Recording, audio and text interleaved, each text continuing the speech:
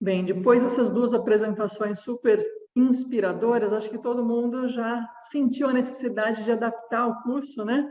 Mas, de qualquer forma, eu estou aqui para apresentar as diretrizes que, felizmente, elas são muito aderentes às duas apresentações que já foram feitas anteriormente, mas ela dá, assim, como diz o nome, né? As diretrizes para a gente construir o nosso, ou adaptar o nosso projeto pedagógico.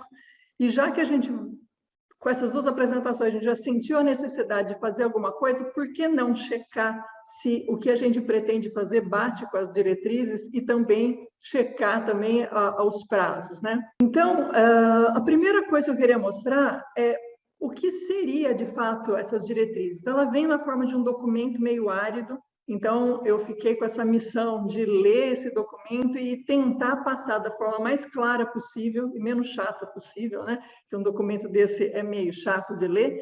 Então, o que eu fiz?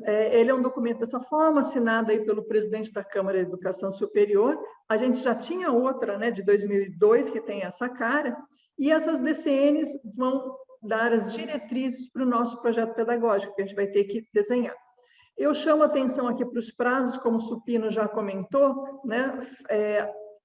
Esse artigo 16, ele fala que esses cursos de engenharia, eles têm que ter um prazo de 3 anos, desculpa, a contar dessa data de publicação para fazer a implementação das diretrizes. Então, se a gente for fazer a conta que daria abril do ano que vem para implementar, que estaria extremamente em cima, felizmente foi dado 1 ano a mais de prazo. Então, assim mesmo, a gente tem um tempinho para respirar, mas tem que colocar a mão na massa e pensar, e já que a gente vai ter que fazer, né, por que a gente não se inspirar naquilo que, de fato, a gente está sentindo que precisa ser feito e adequar o nosso curso da melhor forma possível. E a gente não precisa ficar com aquele medo, porque, de fato, a implementação, ela pode, depois que a gente desenhar o projeto pedagógico, ele pode ser implementado de forma não tudo de uma vez, né? Ele fala aqui, poderá ser gradual, avançando-se período a período, então é importante a gente fazer, né? Depois a gente pode se adaptando. E é interessante a gente não olhar essa ideia de fazer um novo projeto pedagógico como uma obrigação, mas sim uma oportunidade, por tudo que já foi falado aqui, de adequar o nosso curso para a engenharia do século XXI, para as tendências internacionais que foram mostradas aqui, e também para atender essas demandas, não só as de mercado, mas as sociais. Qual a necessidade da nossa cidade, do nosso estado, do nosso país? Afinal de contas, a gente é engenheiro, né? Engenheiro propõe soluções. E o nosso documento, lá, o documento das diretrizes, é feito mais ou menos na forma de capítulos, né? Na primeira página que eu mostrei já deu para ter mais ou menos uma ideia, mas quais são os capítulos mais importantes? O primeiro deles que fala sobre o perfil e competências esperadas, que é o capítulo 2. Depois ele tem um capítulo falando de como eu tenho que organizar, como esse curso tem que ser organizado para atender esses perfis, esse perfil e competências. Depois tem outro capítulo que fala só da avaliação das atividades, mas aqui seria a avaliação não só dos alunos em si, mas do próprio curso em si, como a gente avalia como o nosso curso está caminhando. E tem o último capítulo que fala do corpo docente. Esse capítulo aqui é a coisa diferente em relação às diretrizes de 2002, porque nas diretrizes de 2002 colocava-se uma série de diretrizes, né? Mas nada se falava sobre o corpo docente. Então, essa de 2019 dá um certo conforto para a gente, no sentido de que ele fala que tem que ser mantido um programa de formação e desenvolvimento do corpo docente para aprimorar essas estratégias. Então, a gente já tem tanta coisa para fazer, né? É importante que a gente tenha um apoio. Se a gente vai mudar, como é que a gente vai se adaptar? A gente tem que ter um tempo e um apoio para a gente conseguir se adaptar às novas mudanças. E também fala que a instituição deve definir indicadores de avaliação e valorização do trabalho docente, porque a gente faz um monte de coisa e não é valorizado. Então, a gente tem que criar formas de avaliar isso e de valorizar o corpo docente. Então, agora, a partir de agora, eu vou falar um por vez, né? Falar primeiro sobre o perfil e competências esperados do engenheiro, que é o coração desse workshop de hoje. O que eu fiz, porque ficou mais fácil para mim, né? Eu não me lembrava, logicamente, das diretrizes de 2002, acho que muita gente não se lembra. Então, o que eu fiz? Eu lia de 2002, lia de 2019 e tentei verificar o que tem de diferente. Porque muitas coisas a gente eventualmente já está fazendo, ou então já estava lá na de 2002, a gente não estava fazendo, então é importante que a gente tenha essa visão como um todo, né? Então, em ambas, já se falava que esse engenheiro químico tem que ser humanista, crítico, reflexivo, criativo, ético e responsável. Já se falava em 2002 isso também. E que tem que considerar os aspectos políticos, econômicos, sociais e ambientais. Eu não sei se tem mais uma palavra aqui, depois de ambientais, que eu estou com... Espera um momentinho só. E culturais.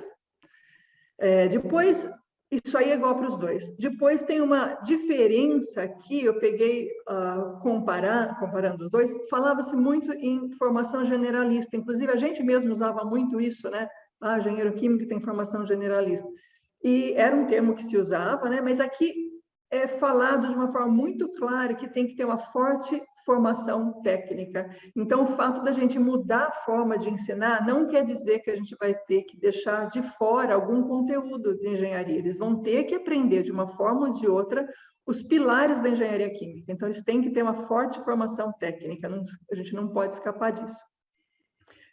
Esses dois itens aqui, de 2002 e 2019, falam coisas parecidas, mas veja como o enfoque é diferente. Se em 2002 eles falavam que o aluno, o engenheiro, tinha que ter uma postura permanente de busca de atualização do profissional, isso significa que ele poderia, por exemplo, fazer um curso, se atualizar com workshops. Aqui não, aqui ele fala que o engenheiro tem que aprender de forma autônoma e contínua. Veja que ele tem que ter um protagonismo muito maior, ele não tem que esperar que alguém o ensine, ele tem que se virar e aprender de forma autônoma e contínua. Se antes, em 2002, falava-se de novas ferramentas técnicas, ferramentas e técnicas de uma forma geral, agora eles falam de uma forma muito específica quais são as ferramentas. As ferramentas matemáticas, estatísticas, computacionais e de simulação. Não que não possam existir outras, mas eles focalizam nessas. E tem um pouco do que a gente já percebe, né, para a indústria 4.0, esse monte de dados que a gente tem que trabalhar, né, com tantas informações. Então, essa parte computacional, simulação, estatística, matemática, tem que ser forte no aluno. Se antes falava em atuar em equipes multidisciplinares, veja, você está atuando numa equipe onde tem várias pessoas de áreas, de disciplinas diferentes. Mas agora, ele já tem que adotar perspectivas multidisciplinares e também transdisciplinares em tudo que ele faz. Não é só quando ele estiver numa reunião em equipe. Todas as perspectivas de solução de problemas já tem que levar em conta essa multidisciplinaridade. Antes, supervisionar, coordenar projetos e serviços. Agora se fala em gerenciar projetos e equipes multidisciplinares, liderar empreendimentos de forma proativa e cooperativa. Aparece bastante claramente a palavra proatividade, empreendimentos, empreendedor. Então, é uma diferença grande. Aqui também, conceber, projetar, analisar sistemas, produtos e processos. Aqui, de novo, com soluções criativas, porque, de fato, os problemas estão cada vez maiores e multidisciplinares. As soluções precisam ser cada vez mais criativas. Inovadoras, de novo a palavra inovadora, avaliação crítico-reflexiva e atividade investigativa, que os problemas estão cada vez mais amplos, né? Em vermelho, desculpa, não ficou muito claro aqui. Esse aqui é comum para os dois, e essa primeira parte em preto, mas em vermelho é aquilo que foi adicionado em relação a de 2019. Né? E aqui para o final, um conjunto de adjetivos que aparece mais claramente na de 2019, que ele fala dessa visão holística que o engenheiro tem que ter, uma atuação empreendedora, considerar aspectos globais de segurança e saúde no trabalho, ter isenção e comprometimento, responsabilidade com o desenvolvimento sustentável. Veja que antes tinha aqui a parte ambiental, mas desenvolvimento sustentável muito mais que isso. Ele contém a parte ambiental, porque não é só você remediar um problema, mas como o Rubens falou, você já tem que pensar num produto, num processo, levando em conta a sustentabilidade. A economia circular está muito forte, mas é até antes disso, até de você já projetar eventualmente alguma coisa que nem chegue a impactar para que você tenha depois que fazer uma reciclagem. Conceber soluções compreendendo o usuário. Isso é uma coisa que aparece umas 3 vezes. Então, essa ideia, essa capacidade que ele vai ter que ter de entender o outro, né? Entender com quem ele está trabalhando e tudo mais. Bom, aqui eu coloquei um resuminho de tudo que eu falei no slide anterior. Eu coloquei, como está num capítulo só, competências e habilidades, eu coloquei na forma como está, e aqui meio que eu separei, né? Competências de um lado e habilidades do outro. Desculpa, competências e perfil, né? Competências de um lado e perfil do outro, porque no slide anterior era perfil e competências, então eu separei. Mas veja, o que eu achei interessante em relação a isso? Os nossos alunos formados, já que estão hoje trabalhando na indústria, responderam um questionário. Esse questionário foi apresentado para vários grupos, inclusive para outros motivos, não só para esse aqui desse estudo do NDE, mas veja uma pergunta interessante, o que os alunos, os ex-alunos, né? Qual a visão dos nossos ex-alunos quando foi perguntado para eles quais são os aspectos importantes na formação de um engenheiro químico, no caso deles, né? E os conteúdos que faltaram. E aí eu peguei algumas coisas que eles falaram e coloquei aqui, e veja como bate muito, não só com o que eu falei, com o que as DCNs apresentaram, mas também bate com a apresentação do Rubens e da Lucimar. Eles também falam que é importante o empreendedorismo, preparar para empreender e não somente para ser empregado, gestão de pessoas, projetos aplicados à sociedade, projeto mais multidisciplinar, inovação tecnológica ou não tecnológica e sustentabilidade. Então, são coisas dos próprios alunos, ex-alunos, né, que estão agora no mercado. E aí, em relação à parte técnica, eles falaram a parte de ciências de dados, estatística, análise crítica dos dados, indústria 4.0, mineração de dados, machine learning, nanotecnologia e qualidade 4.0, que casa muito bem com usar ferramentas matemáticas, estatísticas e computacionais que estavam lá nas nossas competências, né? E a visão do empreendedor, quando foi empreendedor, não, desculpa, do nosso empregador, aquela pessoa que está na indústria, né, que está recebendo os engenheiros químicos, qual que é a visão deles? Né? Quando se pergunta quais são as habilidades requeridas de um profissional de engenharia química, eles colocam algumas habilidades como sociais, essa parte de relacionamento interpessoal. Então, caso um pouco com aquele que conheceram anteriormente, ele fala conhecer o próximo, conhecer com quem você está conversando, né? E de ordem pessoal, atuação multitarefa, rápida aprendizagem, porque a pessoa toda hora tem que aprender, né? Aprender de forma autônoma e contínua, como estava aqui. Responsabilidade, empreendedorismo, aparece aqui também na visão do empregador. Criatividade, avaliação de risco, inteligência emocional e visão holística. Então, as coisas estão muito bem casadas, né? As diretrizes com as apresentações anteriores e agora com a visão tanto do empregador como dos ex-alunos. Bem, depois que a gente falou ali dessa primeira parte, que é o perfil e competências esperadas do egresso, o outro capítulo fala como é que eu vou organizar esse curso de engenharia química depois que eu definir quais são os perfis e as competências esperadas. Como eu vou fazer essa organização do curso? Bem, aqui eu fiz a mesma coisa, fiz uma comparação entre o que tinha antes e o que tem agora. E o que está em vermelho é o que tem de diferente agora. Veja que já em 2002 se falava tudo isso que está marcado aqui em preto, né? Que é interessante estimular e ser competições acadêmicas, projetos interdisciplinares. Vou pular aqui, ó, atividade, voluntariado e visitas técnicas. O que foi acrescentado são projetos transdisciplinares e projetos de extensão. Como a gente vai ter um meio período aqui para falar da extensão, aqui é focado também a importância. Tanto antes como agora, fala que o PCC deve conter conteúdos básicos, profissionais e específicos. E aí se listam os conteúdos específicos, listam-se os tópicos, né, para os conteúdos específicos, que eu não coloquei aqui, né, mas estão lá nas DCNs.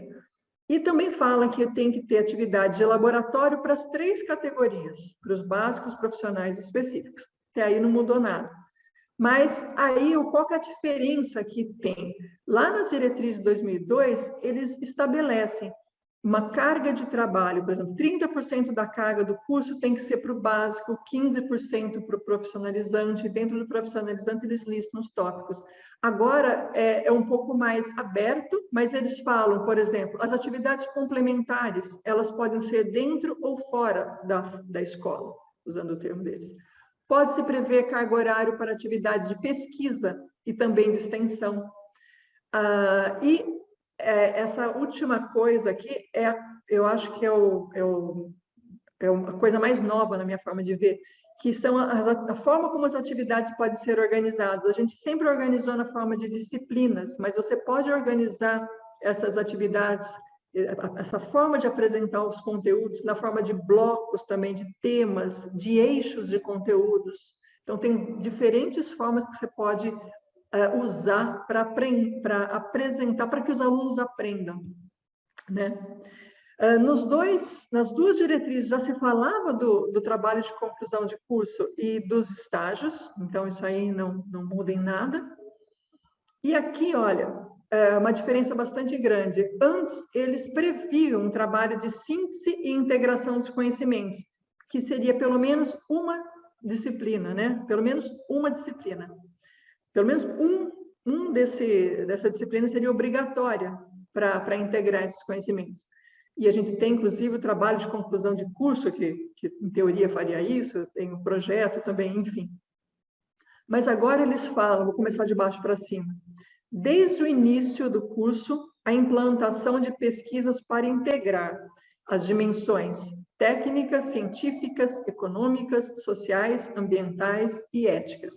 Então, é muito mais do que a integração de conteúdos, é a integração dos conteúdos também, né? Porque aqui ele fala em atividades de síntese de conteúdos e integração dos conhecimentos e articulação de competências. Você tem que integrar os conteúdos, mas desde o início, como fala aqui embaixo, mas você tem que integrar também as competências,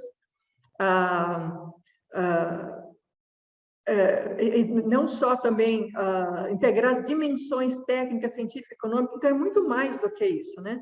E as atividades que articulem as teoria, prática, contexto de aplicação, né? Incluindo ações de extensão e integração empresa-escola. Então, esse braço para fora da universidade é uma coisa importante na formação do aluno, pela visão das diretrizes de 2019.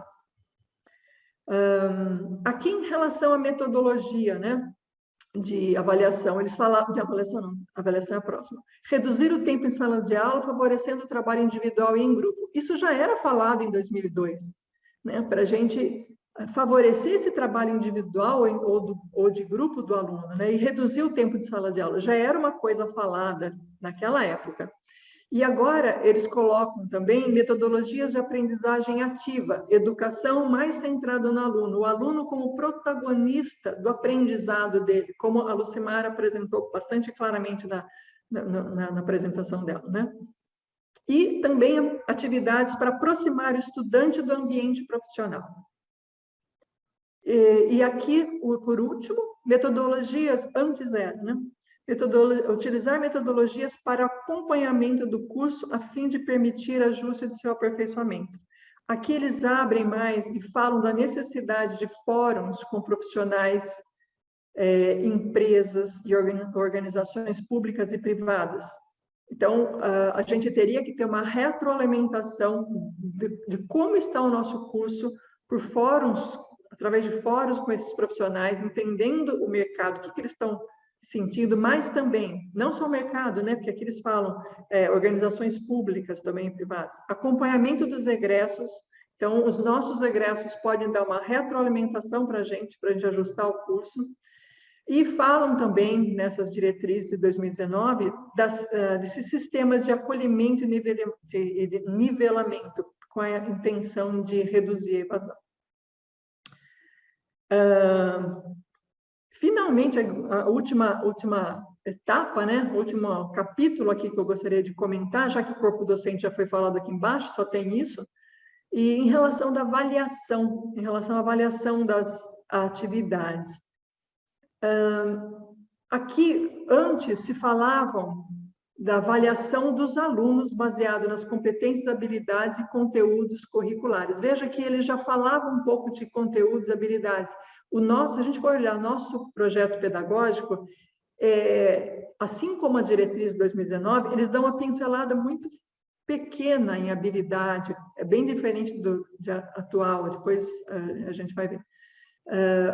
Mas tanto no nosso projeto pedagógico, como eu estava falando, a gente fala do perfil e competências, depois a gente já passa para disciplinas, né, conteúdos e disciplinas, só numa tabela ali que a gente fala um pouco as listas de disciplinas e coloca lá numa das colunas da tabela alguma habilidade que ele pode desenvolver com aquelas disciplinas, mas é alguma coisa muito simples.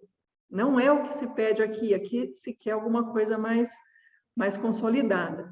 Tanto que aqui a gente fala definir um processo de autoavaliação e gestão do aprendizado do aluno com o objetivo de reforçar o aprendizado e o desenvolvimento de competências do aluno. Veja que não é só você avaliar o aluno para saber se ele passou ou não passou, mas sim para você ver se ele está aprendendo ou não está aprendendo com aquela forma que você está ensinando, e, eventualmente, se você tem que ajustar alguma coisa no seu processo de ensino para melhorar o desempenho do aluno. Então, tem essa função também, a avaliação, né? O ajuste do curso. Aqui falava-se também de metodologias para acompanhamento do processo ensino-aprendizagem, que é as provas, as coisas que a gente fazia, ou faz, né? E aqui fala, as avaliações devem ser contínuas, diversificadas, permitindo distinguir o desempenho em atividades teóricas, práticas, laboratórios, de pesquisa e extensão. Deixou bastante abrangente as possibilidades de avaliação dos alunos, tem que diversificar, né? E aqui fala também ações para melhoria de aprendizagem, especificar as responsabilidades e a governança do processo. Assim como lá, quando se falava lá do corpo docente, a instituição tinha que estabelecer formas, né, de avaliar o corpo docente, de valorizar o corpo docente, aqui também tem que ter governança.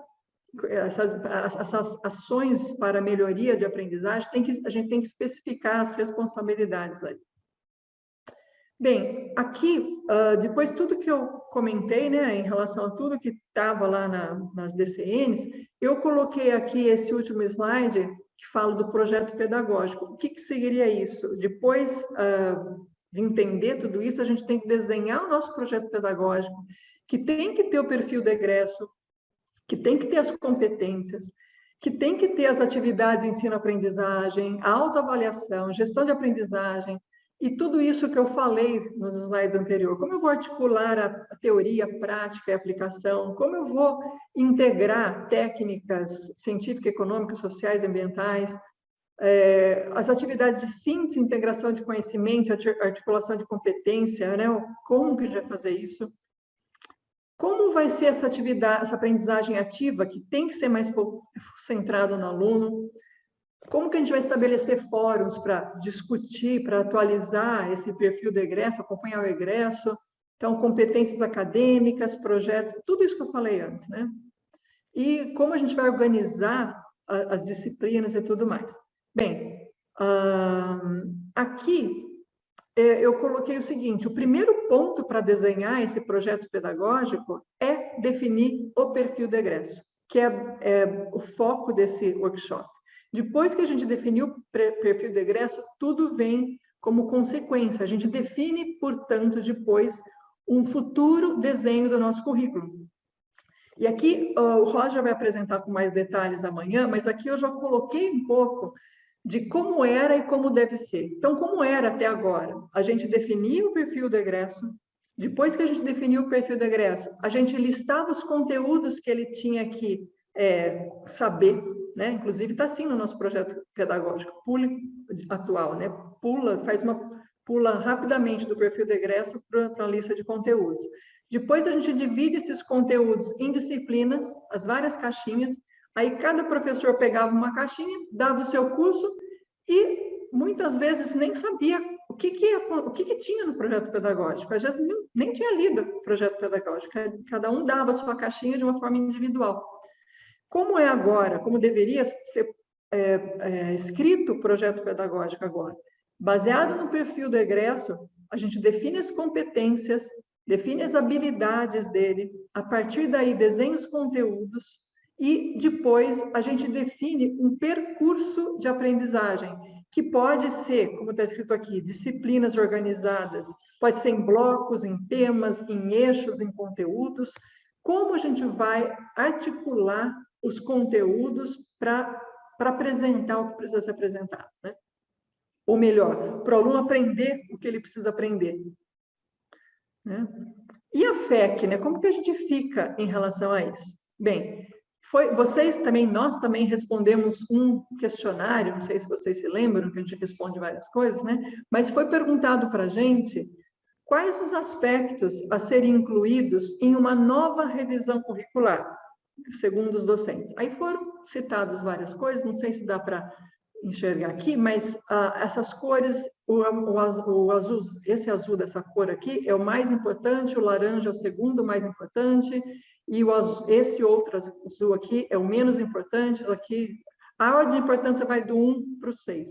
Então, se a gente for olhar aqui as setinhas, o que nós achamos que era mais importante? Esse, né? Estou olhando aqui. E aí, se a gente for olhar o que está escrito aqui, bom, mas aqui vocês conseguem ver que é a parte de integrar as disciplinas, a prática e ter uma interdisciplinaridade. Então, nós também estamos querendo isso. Uma outra coisa que a gente quer, mais disciplinas voltadas ao empreendedorismo e inovação. Então, a gente também sente falta do empreendedorismo. E aqui, mais conhecimentos e ferramentas computacionais. Então, de uma forma ou de outra, a gente também já respondeu esse questionário com isso, com os nossos anseios alinhados às DCNs e alinhados ao que foi apresentado.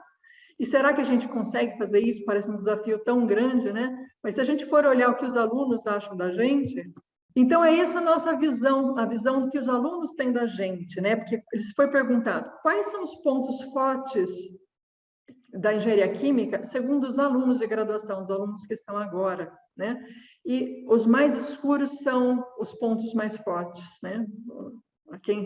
7 e 8 são os mais fortes. Então, a gente olhar quem recebeu os pontos mais fortes, são esses dois primeiros, claramente, né? Se você for comparar, por exemplo, infraestrutura da FEC, que a gente tem uma boa infraestrutura, a gente vê que não é tão assim, né? E quem são esses dois? Qualidade do corpo docente e comprometimento do corpo docente. Então, eles têm uma boa visão da gente, a gente quer fazer pelo jeito aqui, né? Está sentindo essa necessidade, então acho que tem tudo para a gente conseguir, de fato, fazer essa alteração que a gente precisa fazer no nosso projeto pedagógico.